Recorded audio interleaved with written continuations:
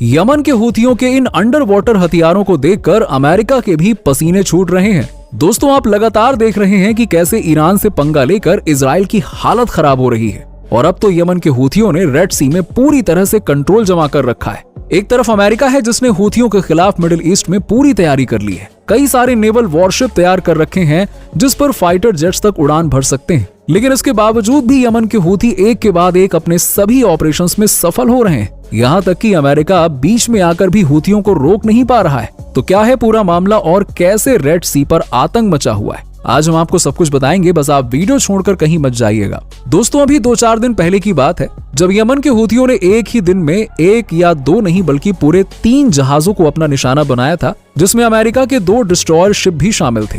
तो अब जाहिर सी बात है कि जो देश दुनिया के सामने खुद को सबसे बड़ी ताकत कहता है, उसके जहाजों को निशाना बनाकर हूथी ये दिखाना चाहते हैं कि वो किसी से नहीं डरते। हूथी के स्पोक्स पर्सन याहा सरी ने ये बात खुद टीवी पर आकर कंफर्म की है, जहां वो बताते हैं कि उन्होंने अपनी एंटी शिप बैलिस्टिक मिसाइलों से खतरनाक ड्रोन से अमेरिका के 2 डिस्ट्रॉयर शिप पर हमला किया और अपने इस ऑपरेशन में वो पूरी तरह से कामयाब रहे हैं। लेकिन अब यहाँ पे एक बात सोचने वाली ये भी है कि यमन के हूथियों के पास आखिरकार ऐसा कौन सा हथियार आ गया है कि वो अमेरिका के जहाजों पर वार कर रहे हैं। यहाँ तक कि अमेरिका भी इन्हें रोकने में नाकामयाब हो रहा है। ये लोग समुद्र के अंदर वो कौन सी स्ट्रैटेजी अपना रहे हैं जिसकी वजह से अमेरिका तक को समझ में नहीं आ रहा है कि करें तो आखिर करें क्या। दोस्तों, देखा जाए तो लंबे समय से जंग के लिए तैयार यमन के हूथियों के पास एक से बढ़कर एक हथियार मौजूद है। लेकिन अगर इनके किसी हथियार ने सबसे ज्यादा दुनिया में खौफ पैदा किया है, इजराइल और अमेरिका के होश उड़ाए हैं, तो वो है इनका ड्रोन सिस्टम। क्योंकि इनके पास अंडर वाटर ड्रोन से लेकर UAV तक सब कुछ मौजूद है, जिन्हें अनमैन्ड एयर व्हीकल कहा जाता है। जिसमें हूथियों की ड्रोन पावर के बारे में तो पूरी दुनिया को तब पता चला जब यमन से बैठे बैठे इन्होंने अपना एक ड्रोन, जिसका नाम याफा है, उसे इजराइल के शहर तेल अवीव तक पहुंचा दिया।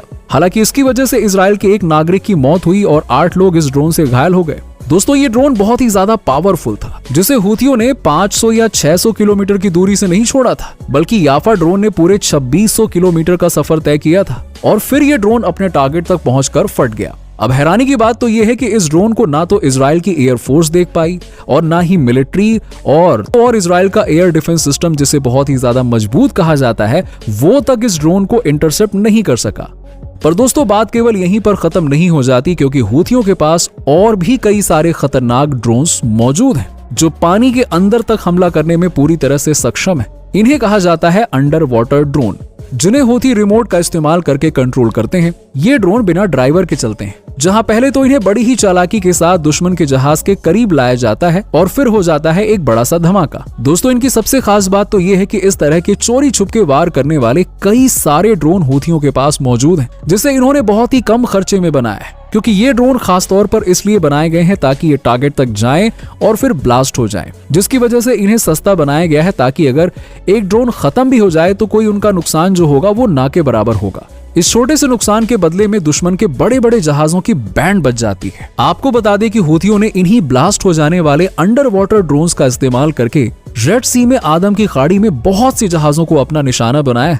ड्रोन्स के अलावा हूथियों की हमला करने की दूसरी सबसे बड़ी ताकत है उनकी एंटी शिप बैलिस्टिक मिसाइल्स, जिसमें एक से बढ़कर एक बैलिस्टिक मिसाइल्स मौजूद हैं। कुछ को तो रूस से ईरान ने मंगवाकर यमन भेजा है, तो कुछ अलग अलग देशों से आई हुई हैं। अब आप ये समझ लीजिए कि इन्हीं मिसाइलों और ड्रोन्स का इस्तेमाल करके हूथियों ने अब तक रेड सी में पूरा का पूरा तहलका मचा कर रखा हुआ है, जहां इन्हीं हथियारों की मदद से इन लोगों ने 150 से भी ज्यादा जहाजों को अपना निशाना बनाया। दोस्तों, कई सारे अलग अलग देशों के जहाज हूथियों का निशाना बने, यहाँ तक कि कई लोगों ने कुछ जहाजों को तो समुद्र में ही डुबो दिया है और एक पूरे जहाज पर तो इन्होंने कब्जा ही कर लिया, जिसे छुड़ाने की हिम्मत अब तक ना ही ब्रिटेन की हुई है और ना ही अमेरिका की। साथ ही अमेरिका के एक नहीं बल्कि 2 डिस्ट्रॉयर शिप पर हमला करने का दावा हूथियों ने किया है। तो उसके बाद से तो अमेरिका के और भी ज्यादा पसीने छूटने लगे, क्योंकि वो उनकी मिसाइल और उनके ड्रोन्स का जवाब तो अब तक दे नहीं पा रहे हैं। ऊपर से इस तरह की चीजें जब पता चलती हैं तो उनकी टेंशन और बढ़ जाती है। तभी तो हाल ही में अमेरिका के navy vice admiral George decoy ने इस बात को स्वीकार भी किया है कि रेड सी में अकेले अमेरिका की सेना हूथियों से मुकाबला नहीं कर सकती। जॉर्ज खुले तौर पर ये बात कहते हैं कि यमन के हूथियों से निपटने के लिए अमेरिकी नेवी को कुछ तो दूसरे रास्ते ढूंढने ही पड़ेंगे। यहाँ तक कि जॉर्ज ये भी कहते हैं कि अमेरिका और उसे सपोर्ट करने वाले देश जैसे कि ब्रिटेन वगैरह हो गए, वो सिर्फ अपनी ही सेना पर निर्भर नहीं रह सकते। बल्कि दुश्मनों पर दबाव बनाने के लिए उन्हें दूसरी रणनीति और दूसरे रास्तों को खोजना होगा, वरना आगे चलकर बहुत मुश्किलें खड़ी हो जाएंगी। हूथियों के हमले का हल सिर्फ हथियार से नहीं निकलेगा, बल्कि हालात की गंभीरता को समझते हुए अंतर्राष्ट्रीय समुदाय को मिलकर कोशिशें करनी होंगी।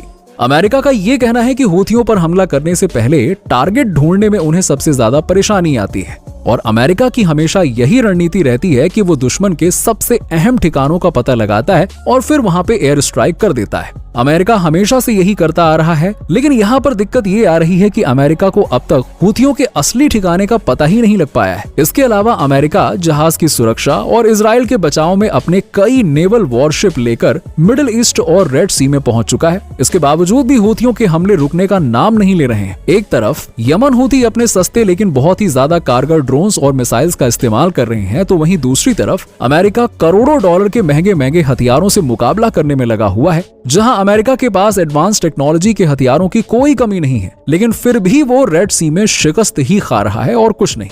और दिक्कत ये भी है कि अमेरिका हूथियों से ज्यादा लंबे समय तक नहीं लड़ सकता, क्योंकि अगर वो रेड सी में अपनी नेवी को ज्यादा लंबे समय तक रखेगा तो उसे हूथियों के खिलाफ ऑपरेशन चलाने में एक बड़ी रकम चुकानी होगी, जिसकी वजह से अमेरिका को काफी लंबा चौड़ा नुकसान हो जाएगा, जबकि वो पहले ही इजराइल और इस जंग में अपनी टांग अड़ाकर काफी नुकसान झेल चुका है। और शायद इसीलिए अब अमेरिका अकेले अपनी नौसेना के साथ इस जंग में और आगे जाने से कतरा रहा है, जहां वो इसीलिए इंटरनेशनल लेवल पर हूथियों के खिलाफ मिशन चलाने पर जोर दे रहा है। हूथियों के पास समुद्र में जंग करने की ऐसी काबिलियत और हथियार मौजूद हैं जिसके बारे में शायद ही किसी ने सोचा होगा। मिसाइल्स और ड्रोन से हमला करने की ताकत के साथ साथ हूथियों का एक और सबसे बड़ा हथियार है जिसका इस्तेमाल वो समुद्र में बखूबी कर रहे हैं, और वो हथियार है उनकी सेल्फ बोट। जी हाँ दोस्तों, हूथियों ने रेड सी पर पूरी तरह से कब्जा करने के लिए कई अलग अलग तरह की चीजें तैयार कर रखी हैं, जिसमें से उनकी एक सेल्फ बोट है जो कि बहुत ही छोटी होती है, लेकिन ये बोट बिना ड्राइवर के चलती है। हूथी इसमें कई सारे विस्फोटक रखते हैं और रिमोट से इन्हें कंट्रोल करते हैं।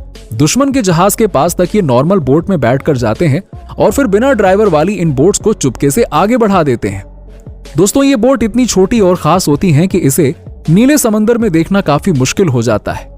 इसी वजह से जब दुश्मन के जहाज चारों तरफ नजर गड़ाए बैठे रहते हैं तो उन्हें हूथियों की नॉर्मल बोट्स तो दिख जाती है, लेकिन ये छोटी छोटी बोट्स नहीं दिख पाती हैं।